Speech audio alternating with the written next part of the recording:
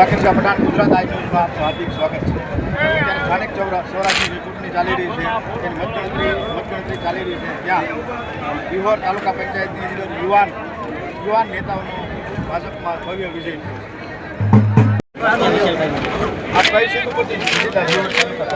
બિહોર તાલુકા પંચાયત. આપ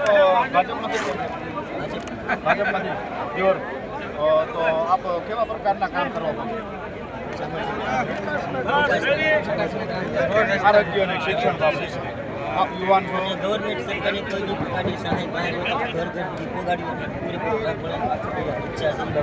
આપ એક યુવા નેતા છો, પબ્લિકને આપની ઉપર ઝાઝી અપેક્ષા છે. આપના મતદારોને શું કહેવા માંગો છો? બધે જે કાંઈ મદદ કરી